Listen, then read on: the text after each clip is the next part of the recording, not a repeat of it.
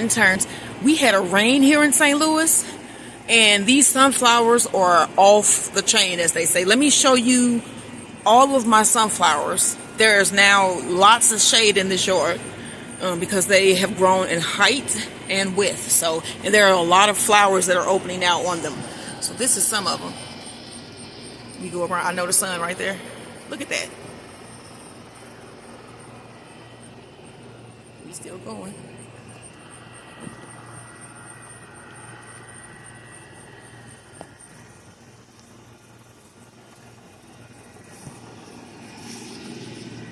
And there are some more over here by the bees. And these are as tall as I don't know what. And then you see all of those open. These are all over 10 feet. I mean, like, easily, all of these. There's the Russian mammoth. He opened, but he opened looking at my neighbor's yard, so that was messed up. But yeah, so I don't know. He kind of looks special, but that's all right. And then this is the other. Look at these. These are all now taller than I am. There's another one open. I don't want to mess with my bees. They're right here too. This is the split hive, and it looks like they're doing pretty good. They look pretty good. And they're not bearding as much today, so I mean that because it's a cooler day, but okay, so yeah, look at those. This is all sunflowers. And I am waiting on one that is going to shock me, and I think it's going to shock y'all. It's called the big coin or something like that, where it's just a huge sunflower head that looks like a teddy bear. One of the teddy bear sunflowers. But that Russian head on that one is huge. It is huge. It's like maybe 1.5 of my hands. And then that one just, I don't know what happened. Yeah. So, and then there's one more too back here. And it's this one that is in my archway. It just started growing. And now it's sticking out the top here. So, yeah, that is a tour of my sunflowers. And how tall they got after the rain. Like and subscribe.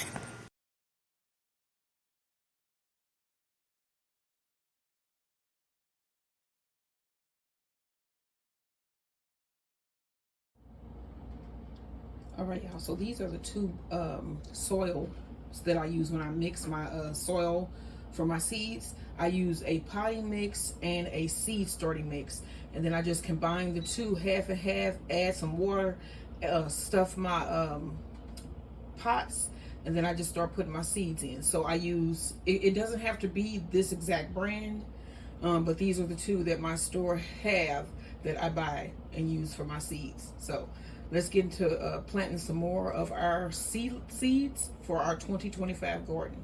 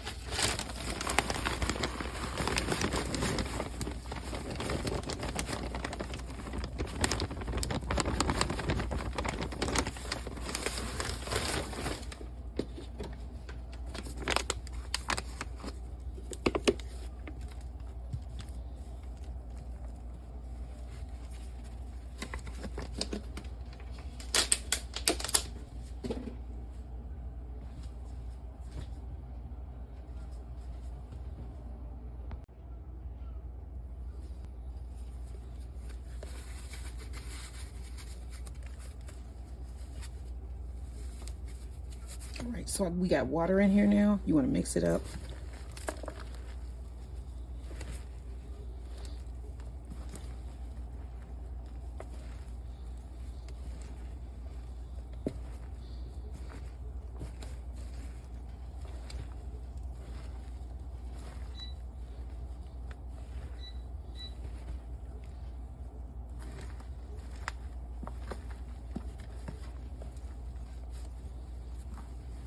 All right, that's nice.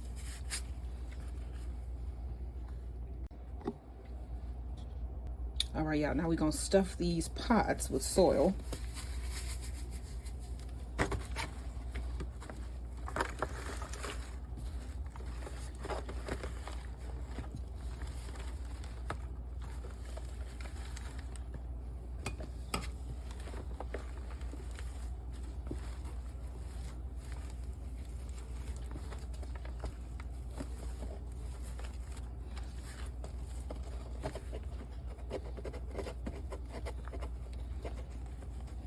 And push it down.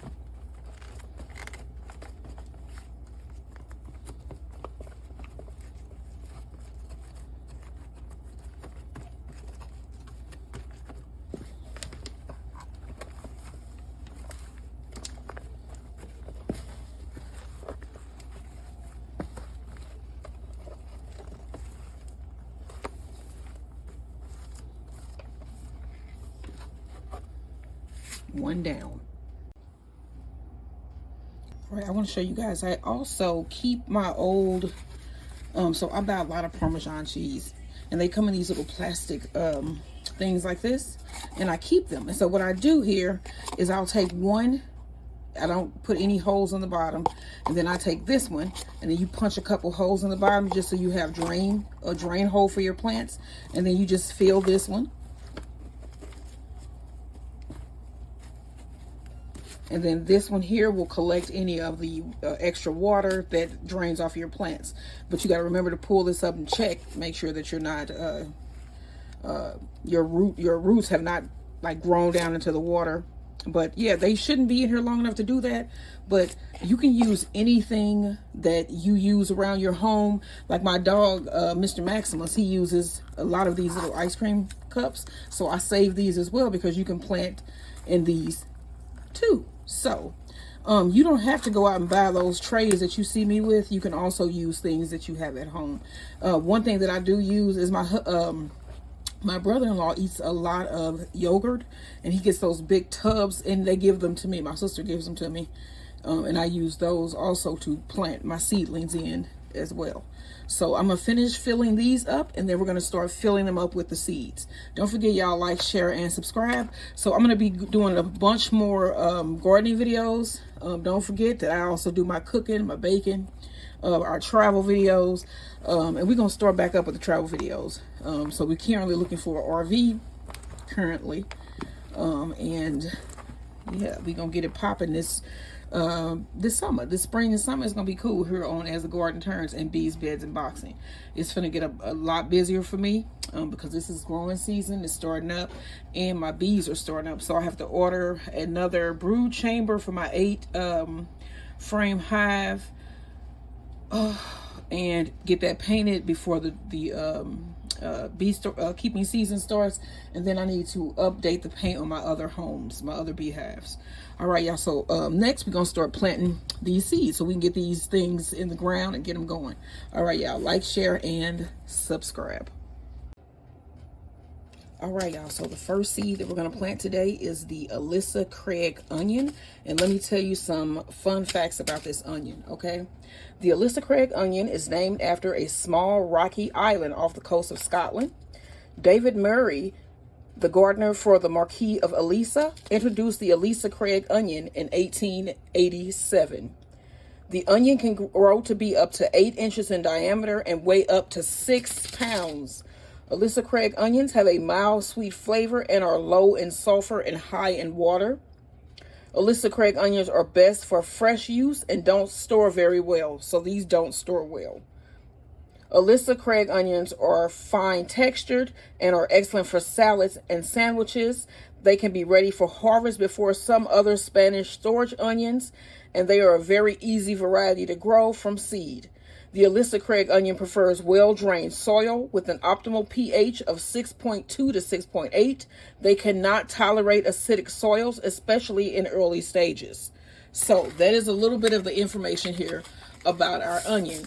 Now, the planting depth for this onion is a 1/4 inch. So I'm basically going to do a whole tray of the Alyssa Craig onion. And what I did before I started to plant them, my seeds, was I did a lot of labeling of my sticks here. And so I do a large one if I have it. I'll do a large one with what it actually is. And then I do one individual stick for each sale. So just in case something happens, I know. Or if I'm just looking at this and it's just this one big stick in here, I know that this whole tray is of this one item, if you get what I'm saying. So I only did 3 because I thought I was going to do them in a different tray. So I need to do 9 more, of course. But yeah, so I need to do 9 more of these sticks. Okay, so you want to make sure that you label them with the name of the item that you're planting and the date that you're planting it. And each one of these smaller sticks also has the name and the date, and it's on both sides. So just in case if something was to happen to this side, sometimes it still could be good on that one. You know what I'm saying? So that is my system. Not everybody does it this way. This is the way that I do it. We got to remember that. Remember that. So, all right. Now, we want to take our stick. You remember I told you I use a kebab stick. And then I basically just go 1/4 of an inch down. And I do that all the way across. So let me start here. About 1/4 of an inch. Make a nice little opening.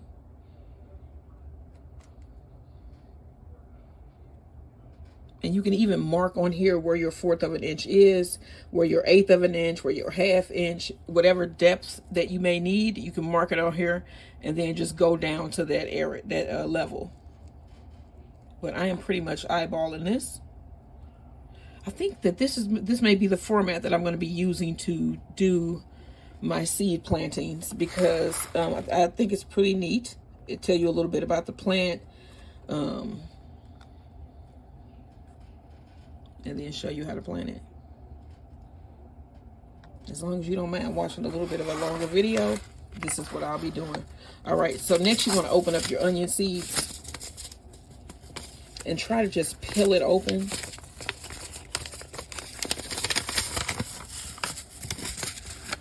And I'm going to try my best to put one of these in each hole, because this is a bigger seed, as you can see.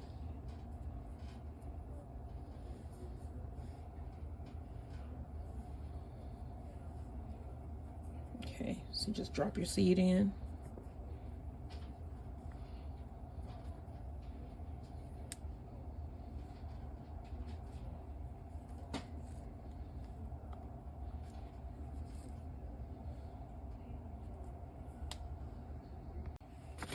All right, I'm gonna put the rest of these back. And then a lot of these I'm gonna direct sow. And then this time when you close it, you may need to fold it down. And then I just put this one over to the side, cover these up.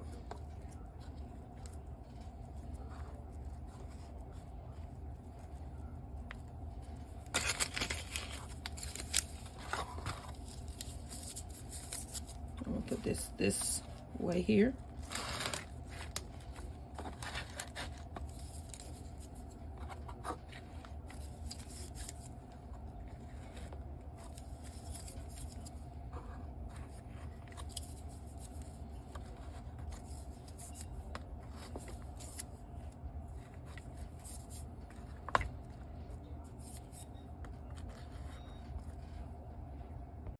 So as you can see, these are completely labeled and ready to go. So I'm going to go ahead and take this tray and put it into my greenhouse that we made yesterday. I'm probably going to water it a little bit first, put a little bit more water on it so I don't have to disturb it anymore, and then put it in the greenhouse. And then on to our next seed. All right, y'all. Next, we have our walking stick kale. Now, walking stick kale, of course, it's an heirloom variety that originated in the Channel Islands. It has been grown since at least the early 1800s. It was part of a cottage industry that produced walking sticks, fencing, and rafters. The stalks can be varnished and turned into walking sticks. The leaves can be eaten like other kale. The leaves can be fed to animals. It can grow to be over 10 feet tall. It grows best in full sun and fertile soil. It may need stalking in windy areas. To keep the stalk straight, you should regularly strip the leaves. The young, tender leaves are reserved for table use. All right, y'all. So these seeds need to be planted also at a 1/4 inch depth. And so when I'm going to plant my walking stick kale in these bigger pots here. So I have one bigger stick for them that says kale with a date on it.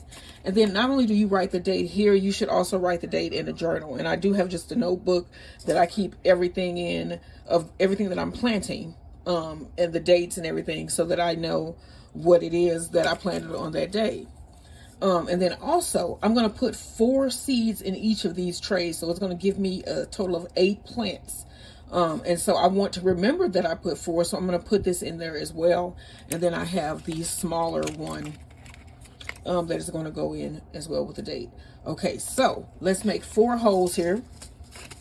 You want to space them out, because if you kind of like break this up into 4 areas, right? Once they grow in, I can easily split this and put them in their own trays. I can up pot these easier if they are spaced out and not all like bunched in here together. So I normally take put a little hole there. 2, 3.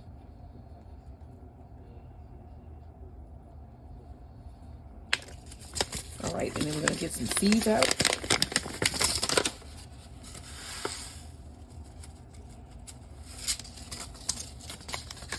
And these are little teeny tiny round seeds. And yes, my nails have dirt under them. It's called gardening, y'all. Ooh.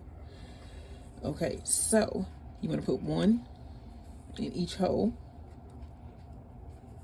And I can actually feel that go in.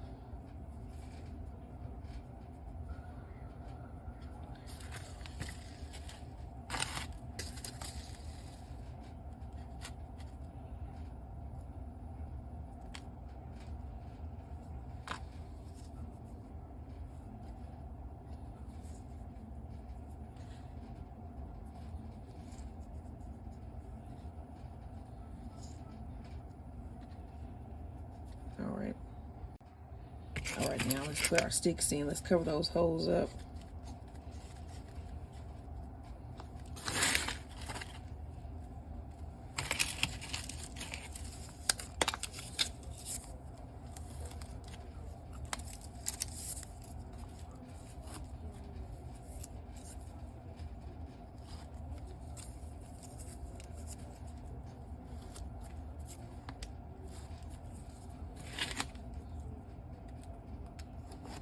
All right, into our greenhouse this goes.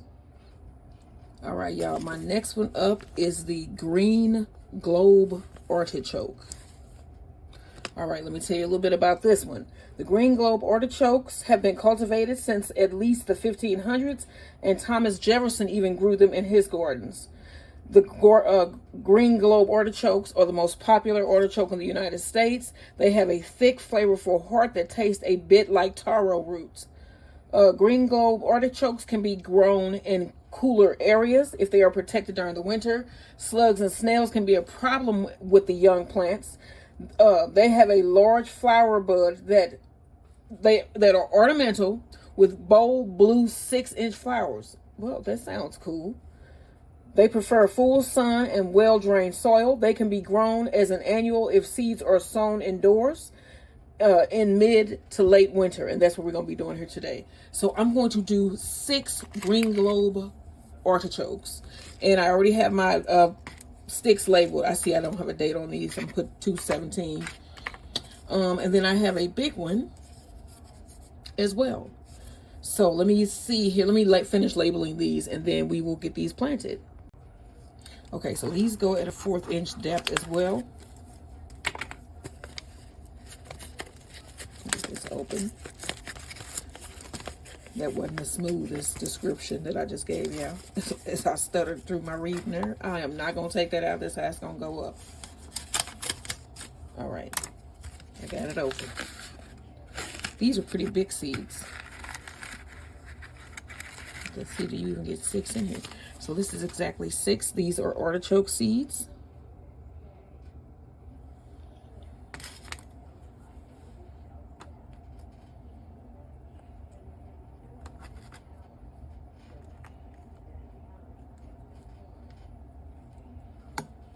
me get another look at those. I think those look so cool.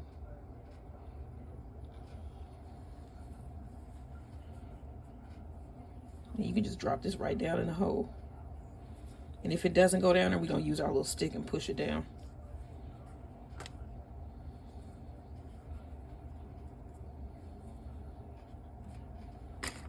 All right, so you just use your stick.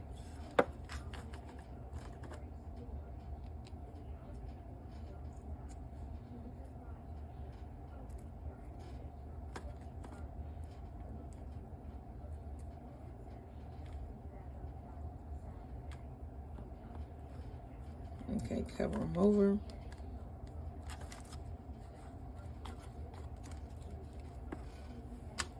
And label.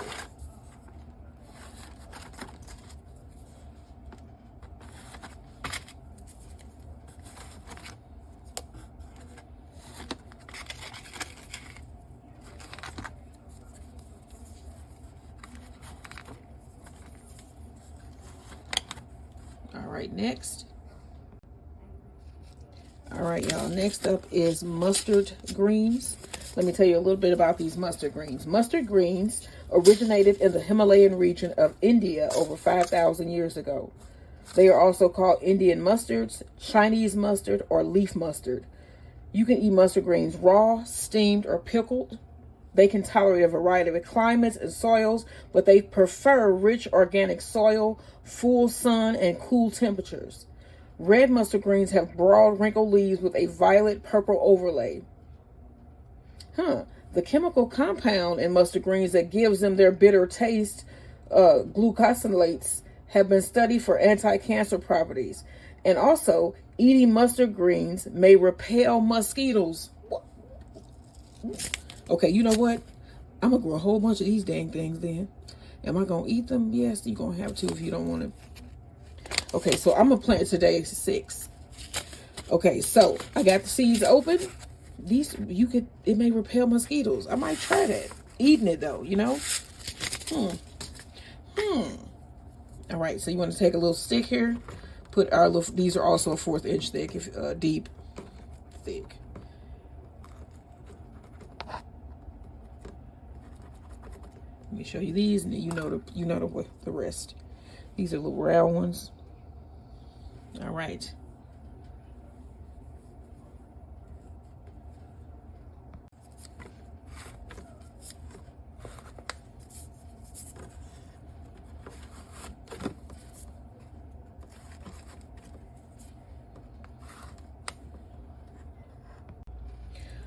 All right, y'all. Next up is the black devil pansy. Let me tell you a little bit about this one. Okay, so the black devil pansy, as you can see, has black petals and a small yellow center. These are edible plants. You can plant these in containers, in beds, raised beds around the borders of your plant beds. They are cold hardy and can grow in most of the United States. It can be used in many garden designs. It can be planted in large numbers for a dramatic effect. Oh, wow, I'm going to do that. And then new plants emerge in early spring after the plant establishes itself in a flower bed. The word pansy comes from the French word pensée, which means thought. Well, that's neat. All right, so these are surface sown seeds. So I'm just going to take out some, and I'm just going to sprinkle them on the surface here.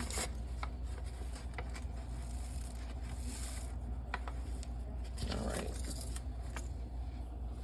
Here are the pansy seeds. All right, so I'm just going to scratch up the surface with my little stick, just rough it up a little bit.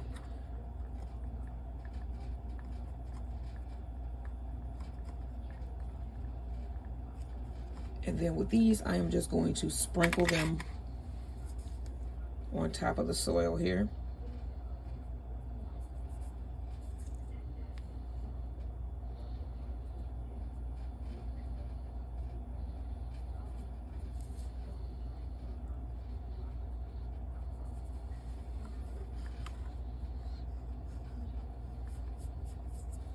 All right, we want to put in our labels.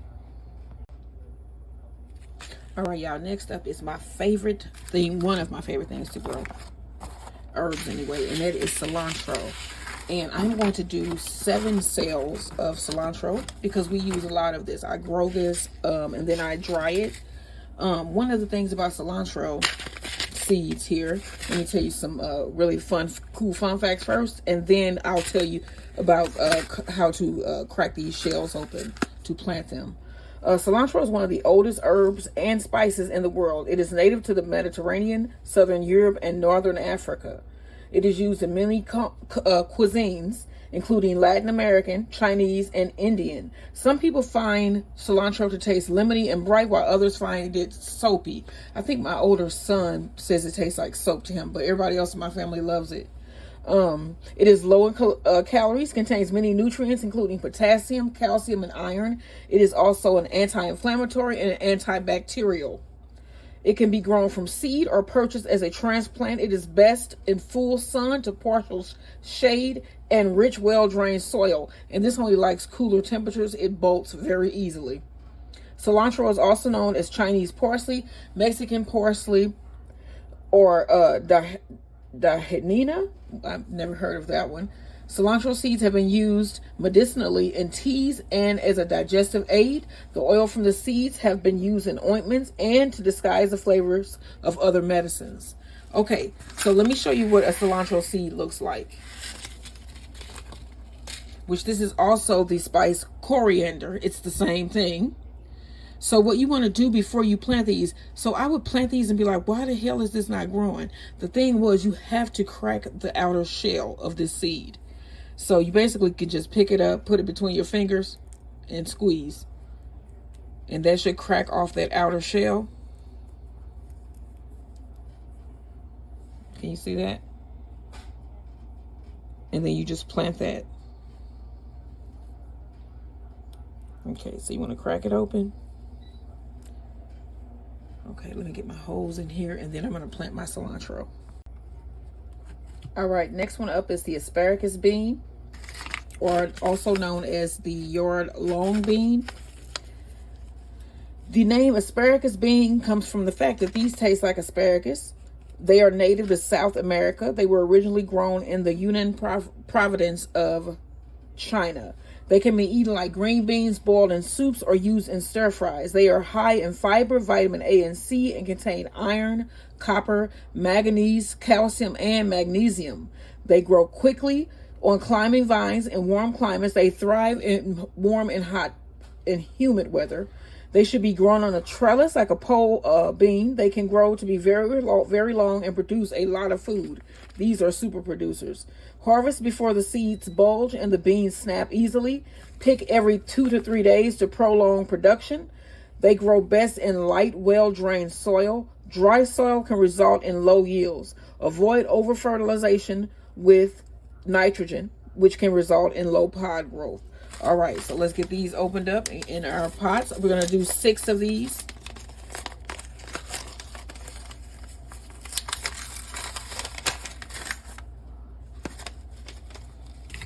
Okay, so these are planted at 1 to 1.5 inches. So that's a nice deep one there.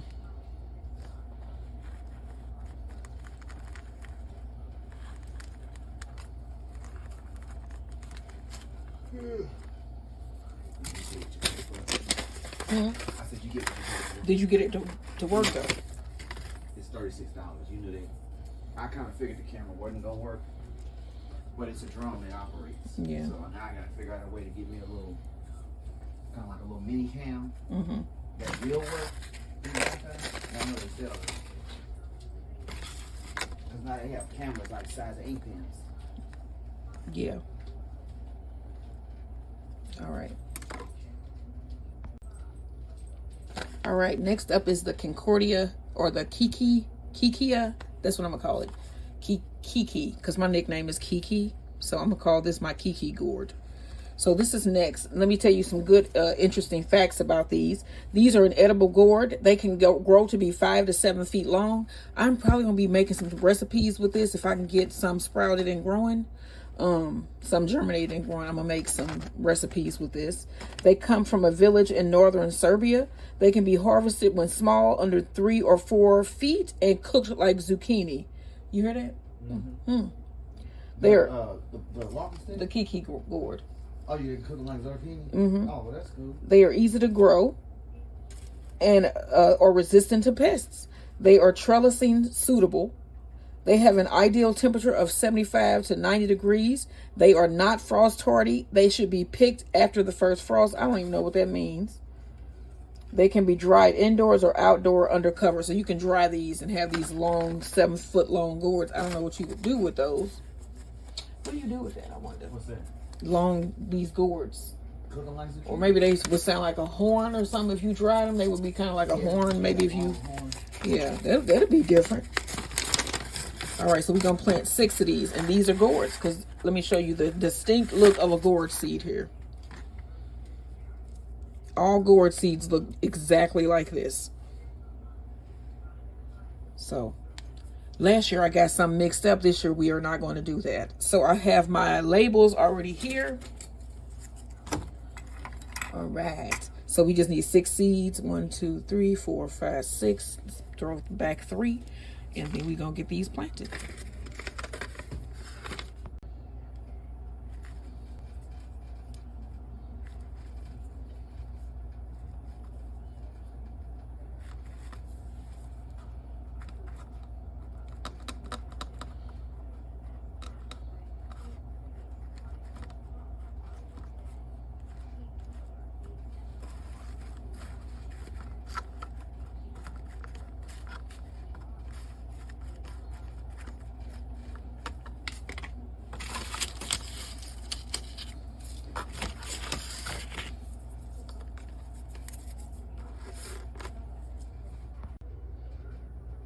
Okay, so I have 2 tomato choices that I'm going to do this year. I said I wasn't going to grow any, but I am. So I'm just going to grow 2 varieties, and then I'm going to have them in the edge of one of my raised beds. I think the one in the back that I'm going to put some tomatoes in. I'm going to have some, not tomatoes, potatoes in. And so I'm going to do a couple of Hungarian heart tomatoes, and I'm going to do some great white tomatoes. Okay, so some facts about this Hungarian tomato is that it was first cultivated in a village near Budapest centuries ago. It can produce huge pink fruit that weigh up to 1 pound. There are heirloom flavors that is rich and delicious, great for fresh eating, roasting, sauces, and canning. I'm probably going to dry some of these. They are resistant to cracking and seldom develop a hollow core, which is great. They are indeterminate plant that produces hefty harvests. The most reliable is more reliable than the Oxheart tomatoes, and it is a nearly seedless fruit. So we're going to plant 3 of these and 3 of the great white. And I know you guys know what a tomato seed looks like. Here we go. Here we're going to go down one side. And I see it. There was a bunch more put there. I'm going to put a couple of these in there just in case. You see there was 3. So let's separate those 3, move those around, push them down. And then these need to only be at about 1/8 of an inch deep. Let's see there.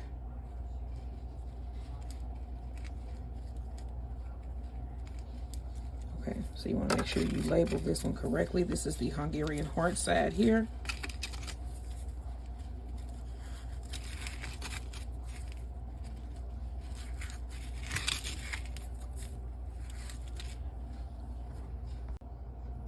All right, y'all, next up is the great white tomato. All right, great white tomatoes can weigh up to 2 pounds and are the largest white tomato variety. They are known for their sweet melon-like flavor with a note of guava. Wow. They can continuously grow until the first frost. Great white tomato plants have a lot of foliage that protects against sun scalding. They are resistant to drought. They are resistant to cracking. And they are an heirloom variety. You can start the seeds indoors 6 to 10 weeks before the last frost. Plant them 1/8 of an inch deep. Maintain a temperature of 70 to 80 degrees for your germination. Plant outdoors after the last frost in your region. Use stakes or cages to help keep the heavy fruit off of the ground. That is our great white tomatoes. So now we're going to plant some seeds down on this side and label. All right, next up is my yellow monster pepper, bell peppers. So, yellow monster bell peppers are also sometimes called yellow monster peppers. It is a large variety of bell pepper known for its vibrant yellow color and impressive size, often reaching up to 8 inches long, earning its monster nickname.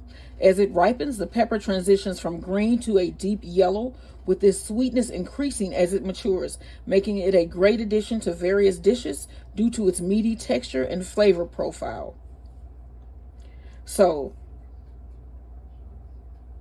let's see here, like other bell peppers, the monster yellow bell pepper starts green and gradually turns into its bright yellow color as it matures.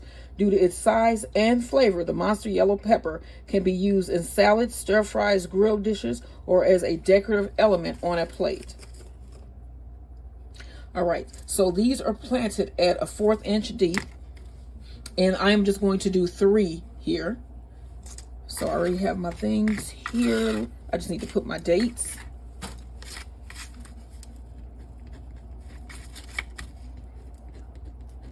All right. Okay, so on one side I have monster yellow bell peppers. On the other side I have bells of Ireland. And then we just have one more left. So I'm going to get this in my greenhouse.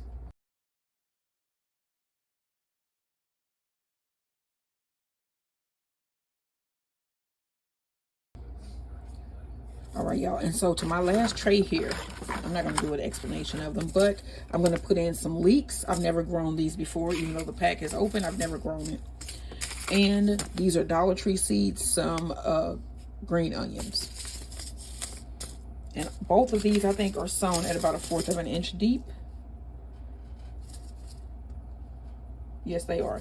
All right, so I'm going to get these planted, and that is it for today. So hopefully you guys enjoyed today's planting. I've been at this all day. It's almost 4 o'clock. And yeah, once you start, you want to grow your own food, it takes time.